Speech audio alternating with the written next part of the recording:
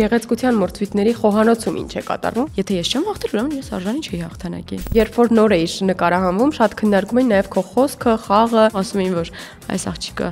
արհեստական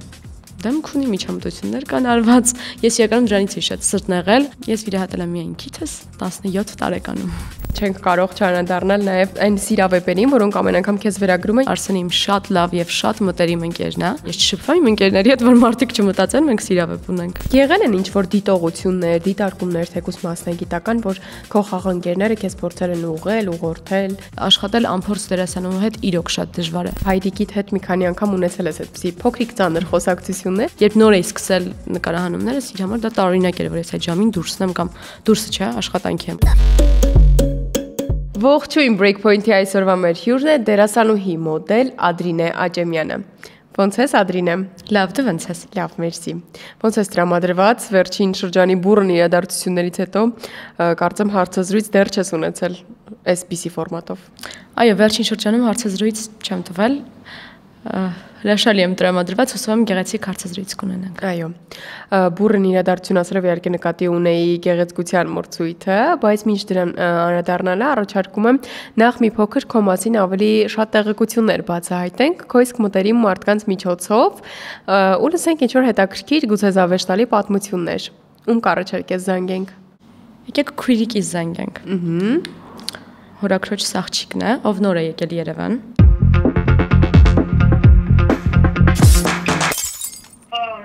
Սուս։ Սուս, привет։ Ես հաղորդման հյուր եմ։ Հիմա փոխանցում հաղորդավարուհունի հետ։ Սուսիկ ջան, բարև ձեզ։ Բարև ձեզ։ Ես Աննան եմ։ Շատ հաճելի է։ Ինձ էլ։ Սուսիկ ջան, մենք քանի որ Ադրինեի հետ հաղորդման ենք, պետք է Ադրինեի մասին հետաքրքիր, քիչ հայտնի, զավեշտալի դեպքեր եւ պատմություններ բացահայտենք։ Կհիշեք ինչ-որ մի բան ձեր քույրիկի հետ կապված եւ հիմա մեզ պատմեք։ Կամ գուցե Ադրինեին բնորոշ ինչ-որ տարօրինակ սովորություններ հիշեք։ Ադրինեին բնորոշ տարօրինակ սովորություններ։ Вообще Ադրինեն ունի տարօրինակ սովորություններ։ Օրինակ ինքը ամեն նույն ժամի թվերը միշտ գրին անում հեռախոսի մեջ։ Սնահավատա։ Հա, ես ամեն անգամ ասում եմ ադխես անում, բայց հիմա արդեն ես որ տենում եմ նույն թվերը, ասեմ ադ գրին արա։ Սուս ես եթեր էին տալու։ Երևանում, որով Ադրինեն չի քայլում։ Ինչ է անում։ Չի քայլում այդ փողոցներով, ասենք եթե մենք այդ փողոցով պետք է գնանք, մենք այդ փողոցը շրջանցելու ենք։ Այդ ո՞ր փողոցն է, ասեք մենք էլ չքայլենք։ Կան տեն փողոցներ շատ կան Երևանում, որը Ադրինեն բացի։ Օրինակ։ Ճիշտը ես անունները չգիտեմ, բայց մենք որ քայլում ենք, ինքը ասում է, որ ես այդ փողոցով չեմ կարա գնամ, ու մենք գնում ենք ուրիշ փողոց։ Բայց ինչի։ Էդի իր մոտ, էդի տենց ասում։ Իրանք սովորել են Կոնկրետ տարօրինակ սովորություն է, էլի, որ շատ կոնկրետ, դրանից տարօրինակ չի լինում։ Իսկ եթե ասենք այդ փողոցի վրա գործ ունես անելու, ինչ ես անում։ Չեմ անում եմ։ Տալիքով ես իջնում։ Okay, հետո ոնց է լավ հերիք է։ Ինքը պետք է ամեն գիշեր այդ մազերեզինով իր մազը կապի։ Եթե այդ մազերեզինը կորում է, մենք սախտելով մեկ դա մանին գալի, որտեղ առանց դրա Ադրինեն չի քնելու։ Հետո Ճանքերի քանը։ Իսկ այդ մազի ռեզինը հետ փորձել եք հատուկ վերցնել թաքցնել միտեղ։ Հա, մենք թաքցրել ենք ու մենք էդի շատ վատ է, որովհետև մենք իրոք չենք քնի սախտելով մեկ, եթե Ադրինեն չգտնի այդ մազի ռեզինը, դա շատ վատ է։ Հասկացա, այսինքն ուրիշով չի էլ փոխարինի։ Չէ։ Դա պետք է լինի։ Շատ լավ, Սուսիկ ջան, չենք սպասում, ինչ խոսք։ Հիմա հասկանանք հերթով շարքով, այդ ինչ տարօրինակ սովորություններ են։ Ես սնահավատ չեմ բնականաբար։ Ուղղակի թվեր նկարում։ Չէ, իսկ ես օրինակ մտածում եմ, որ դա իրոք շատ իմ կյանքի շատ իրադարձությունների հետ դա կապվում է։ Լավ իրադարձությունների։ Հա, լավ իրադարձությունների հետ։ Կամ ինչ-որ կտրուկ շրջադարձ է լինում կյանքումս, էլի լավ։ Իսկ դա ինչ է, եթե ոչ սնահավատության ինչ-որ մի դրսևորում։ Դա սնահավատություն չի, ես չեմ կարծում որ դա սնահավատություն է իրականում։ Ես օրինակ հավատում եմ, որ եթե ես կարամ նույն թվերը տեսնեմ մի քանի օր եւ նույն թվերը տեսնեմ անընդհատ, այդ բան հեռախոսը վերցնեմ ու տեսնեմ այդ նույն թվերը, դա ես մտապահում եմ ու կարծում եմ, որ մոտակա օրերը լինելու է կտրուկ շրջադարձ։ Ու իսկապես լինում են։ Ու իսկապես լինում են։ Իսկ փողոցի հետ կապված, որ փողոցներն են, որ շրջանցում են։ Փողոցների հետ կապված ինչ որ տենց հատուկ չի դա, ուղղակի չեմ սիրում այդ տեղով քայլել, այդքան բան։ Գալով արդեն մեր հիմնական զրույցին, խոսենք վերջին թեմայից, գեղեցկության մրցույթ Հնդկաստանում, Miss Աշխարհ Հայաստան։ Առաջին անգամ էի նման միջազգային բեմում, ինչպես տեղի ունեցավ իրականում ամեն ինչ, ինչպիսի փորձառություն էր սա քեզ համար։ Սա իհարկե մեծ փորձառություն էր ինձ համար, յուրաքանչյուր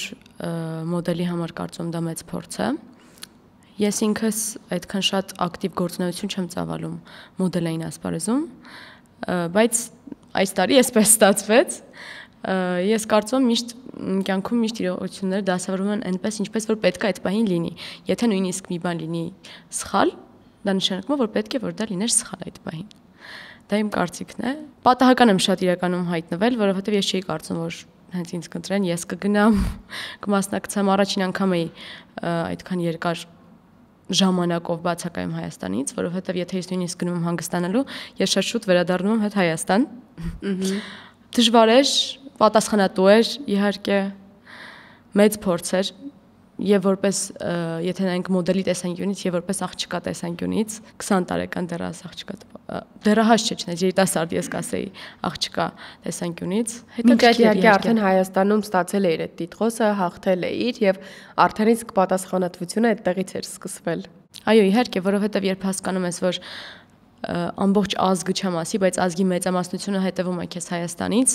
շատերի կարծիքով գեղեցիկ է, շատերի կարծիքով դգեղ ես, որը շատ բնական է, նորմալ է, այդպես էլ պետք է լինի,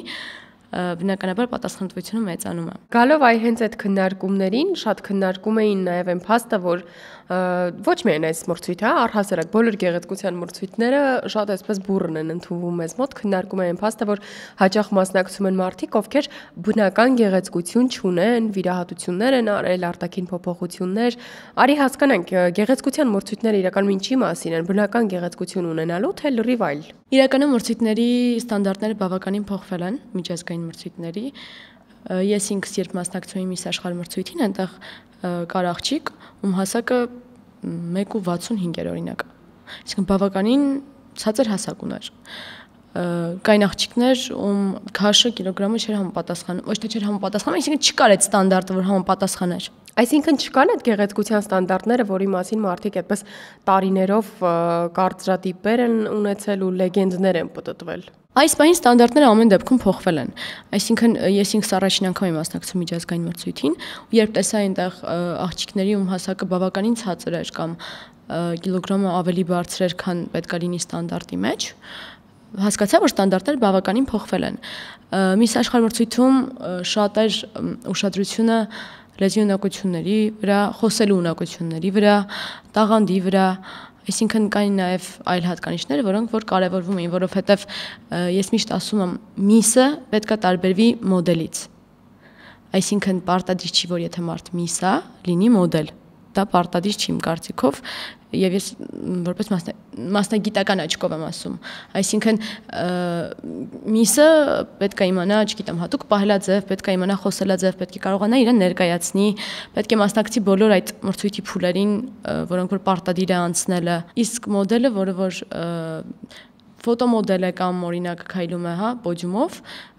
պարտադիր չէ, որ այդ ամենին տիրապետի։ Բայց ինչ որ առումով արդյոք այդ ստանդարտների փոփոխությունը կամ եթե փոփոխություն չի, ապա միշտ այդպես եղել նրա համար է, որպեսզի մարդկանց մոտ այդ կարծրատիպը կոտրեն, որ եթե մոդել է, ապա նա պետք է չլինի խելացի, ինչպես շատերը միշտ մտածել են եւ պետք է ոչ մի կոնկրետ ոլորտի չտիրապետի։ Այո, իհարկե հնարավոր է, ես նույնպես կարծում եմ, որ մրցույթի կազմակերպիչները այդ ֆակտորը նույնպես հաշվի են առել, որովհետև ես ինքս այդպես եմ կարծում։ Արի հասկանանք նաև գեղեցկության մրցույթների խոհանոցում ինչ է կատարվում, որովհետև միշտ շատ այդպես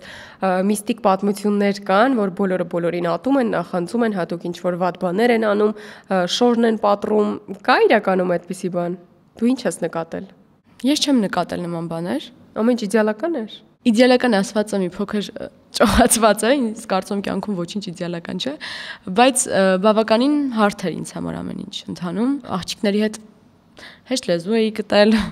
Ես անձամբ ոչ մի խնդիր, ոչ մի երկրի մասնակցի հետ չեմ ունեցել եւ կարծում եմ։ Իսկ չես նկատել ինչ-որ նմանատիպ դեպքեր, թեկուզ ոչ քեզ հետ կապված, որ հասկանաս, որ հա, վայ, փաստորեն sense բաներ կար։ Ճիշտ էին ասում։ Որ անկեղծ ասեմ, ես չեմ նկատել։ Մենք այնքան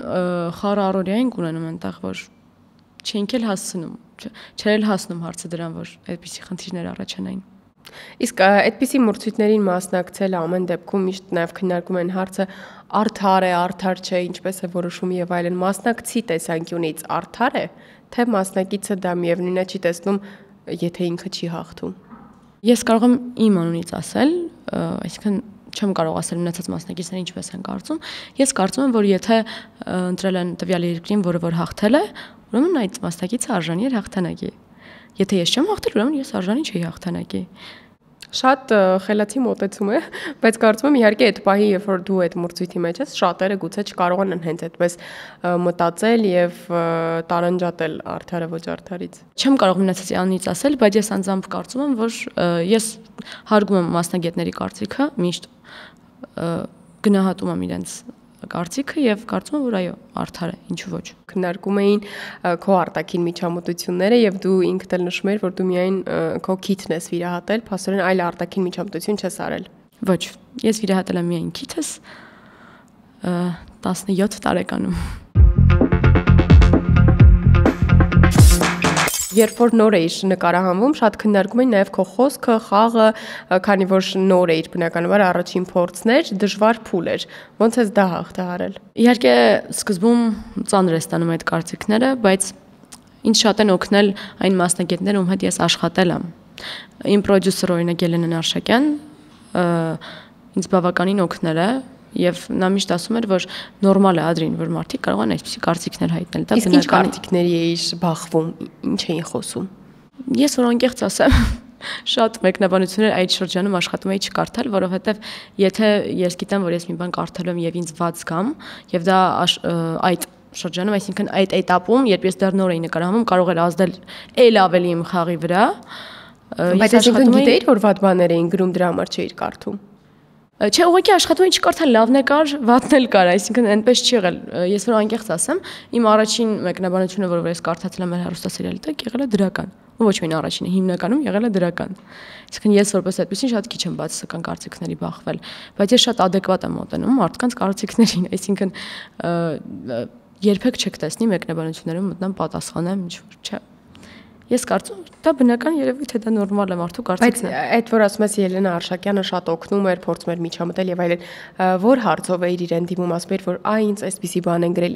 ինչ թեմաներ էին։ Դիմելու հարցը չէր իրականում, նա ուղղակի գիտեր, որ ես նոր դերասանուհի եմ, ում նա է բերել ասպարեզ, եւ ինձ միշտ ասում էր, ես քո կողքին եմ։ Եթե դու նեղվես, եթե սրտ նեղվես, իմացի, որ ինքը իմ կողքին էր, այսինքն այդ դժվար этаպում, երբ որ գիտեր, որ ինձ համար ծանր կլինի, բնականաբար ինձ եւ հոգեբանորեն եւ որպես ռեժիսոր եւ պրոդյուսեր օգնում էր։ Այսինքն փորձում էր ինձ բերել այն մտքին, որ adekvat է, նորմալ վերաբերվիր այս ամանին Ադրին։ Իսկ ինչն էր այդ դժվար փուլը հիմնականում, որով որ անցել ես։ Նկարահանման տաղավարում խնդիր չեմ ունեցել ոչ ոքի հետ, ոչ խաղանկերների, ոչ նկարահանման խմբի, ինձ շատ լավ են ընդունել ու ես միշտ իմ բոլոր հարցազրույցներում շեշտում եմ, որ շնորհակալ եմ իրենց, որովհետև աշխատել անփորձ դերասանուհու հետ իրոք շատ դժվար է։ Շատ դժվար է, այսինքն ամեն տեսարանը նկարել մի քանի դուբլ եւ ավարտել նկարահանումը շատ ուշ ժամի եւ վերադառնալ տուն այդպես հոգնած, երբ կարելի էր այդ ամեն անել ավելի կարճ ժամանակահատվածում, բայց դուք անում եք երկարը, որովհետեւ դերասանուհին նոր է, դա շատ բարդ է եւ ես ամեն անգամ արդից օգտվում եւ շնորհակալություն եմ հայտնում, որ ոչ ոք չի տրտնջացել եւ Իսկ եղել են ինչ-որ դիտողություններ, դիտարկումներ, թեկուզ մասնագիտական, որ քո խաղանկերները քեզ փորձել են ուղղել, ուղղորդել։ Դիտողություններ չէ, այսինքն խորհուրդներ էին հիմնականում տալիս, փորձում էին ինձ օգնել, որ ավելի լավ ստացվի խաղս, իմ ավագ խաղանկերները, ոչ միայն ավագ, նաև իմ պարտներները, որոնք որ այդքան էլ ինձանից տարիքով մեծ չեն, բայց իրենք ունեին բավականին փորձ, ինձ միշտ օգնել են։ Ամեն ինչ այնքան սիրուն ես ներկայացնում, բայց իրական վստահ եմ, որ այդքան հեշտ եւ արագ չի եղել եւ այդ բարդ փուլերը իսկապես բարդ են եղել ու դու ինքդ փորձել ես քայլ առ քայլ ադապտանալ։ Դու ինքդ օրինակ իմ պարագայում ես ինքս իմ համար էր դժվար։ Ես օրինակ աշխատանքի տեղը չեմ ունեցել խնդիր, որ ես ասեմ ես դժվարանում եմ։ Ինձ օգնել են շատ, ես խնդիր չեմ ունեցել, բայց հա, ինչու՞ չէ, օրինակ վատ կարծիքներ կարդալուց դու բնականաբար նեղվում ես։ Բոլորս էլ մարդ ենք, այդպես էլ պետք է լինի։ Շատ էր օրինակ ինձ դա խանգարում, այդ շրջանում շատ էր խանգարում։ Որն էր քո մասին, որ կարդացել ես։ Ավելի շատ արտաքնիս էին, հա, գտնում, ասում էին, որ այս աղջիկը արհեստական դեմք ունի, միջամտություններ կան արված։ Ես իրականում դրանից էի շատ սրտն եղել, կարծում էի, որ աչքերս լինզա է, իմ աչքերի գույնը չէ։ Ու իրականում երբ որ դու նոր ես նկարահանում, դու փորձում ես այդ մարդկանց ապացուցես, որ չէ, բայց այդ տենց չի։ Երբ որ մեկ փորձում ես բացատրես, երկրորդ հարցազրույցի ժամանակ ես դա ասում, երրորդի ժամանակ արդեն ասում ես, որ մարդ մտածելու է այնպես, ինչպես որ նա ցանկանում է մտածել եւ դա իր իրավունքն է։ Վերջին տարիներին շատ ենք տեսնում դերասաններ, որոնք սկսնակ են եւ միանգամից գալիս են ոլորտ ու իրենց վստահվում է գլխավոր առաջնային դերեր, քո պարագայում էլ այդպես եղավ։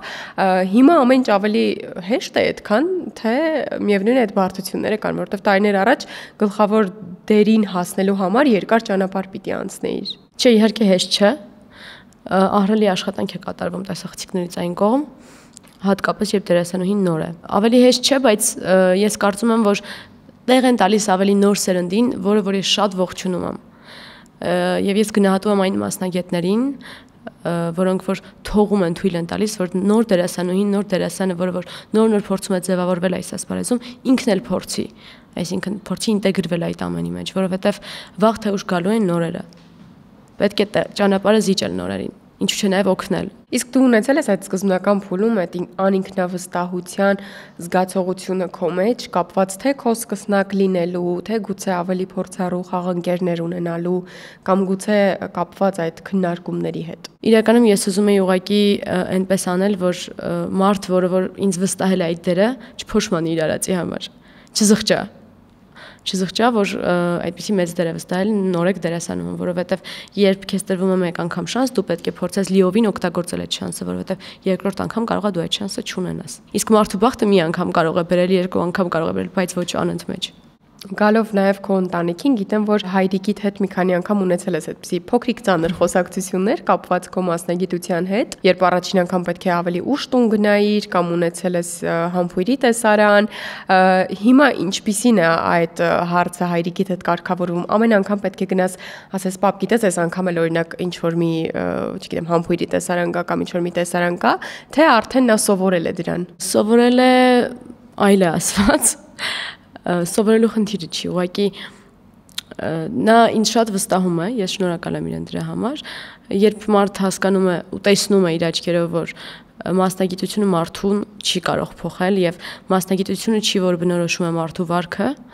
այդքանից հետո արդեն անիմաստ է մնացած խոսակցությունները դառնում։ Նա երբ տեսնում է, որ ես իմ չափը գիտեմ, նա գիտի, որ ես իմ չափը գիտեմ եւ կյանքում դա չեմ անցնի, բնականաբար արդեն հանգիստ է ընդունում։ Բայց ամեն անգամ ինչպես է ընդունում այդ նոր կերպարը, նոր տեսարանը, դու միշտ այդ խոսակցությունները յուրաքանչյուր դերից առաջ իր հետ ունենում ես, թե արդեն չէ։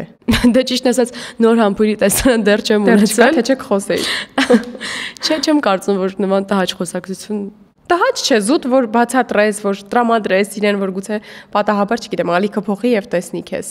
Դեռ չունեմ այդպիսի տեսարան, երբ ունենամ անպայման հետո կասեմ։ Իսկ կապված օրինակ թեկուզ աշխատանքային բարդությունների հետ գիտենք, որ նկարահանումները գուցե երկար տևեն եւ դու օրինակ ուշ վերջացնես։ Այդ դրան հայրիկը արդեն սովորել է։ Սովորել է, որովհետեւ հասկանում է, որ աշխատանք է, մինչեւ վերջ չանես աշխատանքը չես կարող տուն գալ։ Արդեն ավելի հանգիստ է վերաբերվում։ Երբ նոր էի սկսել նկարահանումներս, իր համար դա տարօրինակ էր, որ ես այդ ժամին դուրսնեմ կամ դուրսը չէ, աշխատանքի եմ այդ ժամին ու կարող եմ այդ ժամին վերադառնալ տուն, նման ուշ ժամի գալ տուն։ Չենք կարող չանադառնալ նաև այն սիրավեպերին, որոնք ամեն անգամ քեզ վերագրում են, երբ դու նոր դեր ես ստանում եւ նոր խաղընկեր ես ունենում։ Վերջին խոսակցությունը այդպիսի Արսեն Լևոնյանի հետ էր, եթե չեմ սխալվում։ Արի պարզաբան ենք իրականում ինչու էին այդ խոսակցությունները առաջացել եւ իրականում դա ճիշտ էր թե ոչ։ Խոսակցությունները բնականաբար ճիշտ չէին։ Արսենը իմ շատ լավ եւ շատ մտերիմ ընկերն է։ Մենք մինչ օրս ընկերություն ենք անում, ընկերներ ենք։ Իմ ավագ ընկերն է, ումից ես շատ բան եմ սովորել նկարահանման տաղավարում։ Չեմ կարող ասել ինչից են առաջացել խոսակցությունները, բայց ես ու Արսենը ամեն դեպքում հեռուստասերիալում զույգ չէինք խաղում։ Այ ինչու էին այդ դեպքում այդպիսի քննարկումներ ծավալում։ Խոսող մարդը միևնույնն է խոսելու է, դու ինչ էլ անես, նա խոսելու է։ Այսինքն ես չշփվում իմ ընկերների հետ, որ մարդիկ չմտածեն, մենք սիրավեպ ունենք։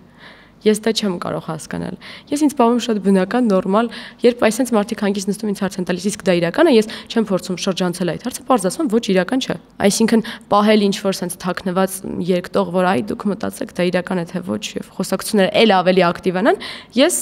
չունեմ դա, ինձ պարզ հարցում են, ես պատասխանում եմ ոչ իրական չէ։ Վերջում կարճ հարցեր ունեմ քեզ համար։ Ամենաբարդ դերասանը ում հետ դժվար է ստացվել խաղը։ Չի եղել։ Անկեղծ չեմ մտաբերի, որովհետև չի եղել տենց խաղանկեր, որ չստացվի խաղ։ Իսկ ամենահեշտը ում հետ է ստացվել։ Էմմա Իսապունջան։ Ով է քեզ ամենալավը ընդունել ոլորտում։ Չեմ կարող չշեշտել պրոդյուսերս Ելենան Արշակյան։ Ում հետ սկզբում չէիր կարողանում շատ շփվել, մտերմություն անել կամ ում սկզբում չէիր սիրում։ Հետո հասկացար, որ չէ շատ կարքին մարդ է։ Այդ հարցին հիմա որ պատասխանեմ, այնքան երկար կպատասխանեմ իրականում, որովհետև շատ են այդպիսի մարդիկ։ Չէ, ոչ թե շատ են այդպիսի մարդիկ, այլ սիրել, չսիրել, ես մարդկանց հիմնականում երևի այդքան չեն կարող հետը շփվել, մոտիկություն անել, բայց հետո ստացվել է օրինակ։ Իմ ընկերական շրջապատում կան տենց մարդիկ, բայց ասպարեզում չի եղել, որ ի սկզբանե տես տրամադրված լինեմ, էլի։ Խուսափում ես ամեն դեպքում անուններ տալ։ Չէ, չեմ խուսափում անուններ տալ, ուղղակի չի եղել նման դեպք, ես որպես աշխատանք եմ վերաբերում, ես աշխատանքի եմ գնում, ես չեմ գնում շփվելու մարդկանց հետ, որ մտածեմ, ես մեկի հետ կարելի է շփվել, ես մեկի հետ աշխատանքի ոլորտում մտերիմ չունես։ Ոլորտում մտերիմ, Արսենի հետ մտերիմ ենք որպես։ Ուզում եի հարցնել, ով է ոլորտում ամենամոտ ընկերդ։ Արսենի հետ եմ շատ մտերիմ։ Ումից ես նկարահանման հրապարակում առաջին անգամ վախեցել, այսպես ասած, քաշվել, ազդվել։ Ալբերտ Սաֆարյանից։ Ինչու՞։ Ամեն դեպքում, երբ հասկանում ես, որ քո դիմաց նստած է տարիների փորձով մարդ, միևնույն է դու քեզ ավելի զգոն ես փորձում պահել, հա։ Շնորհակալ եմ Ադրինե, հետաքրքիր զրույցի համար։ Ես եմ շնորհակալ։ Այսպիսին էր Ադրինե Աճեմյանը Breakpoint-ի տաղավարում, իսկ դուք չմոռանաք բաժանորդագրվել մեր YouTube-յան ալիքին, թողնել մեկնաբանություններ եւ սպասել մեզ հաջորդ շաբաթ։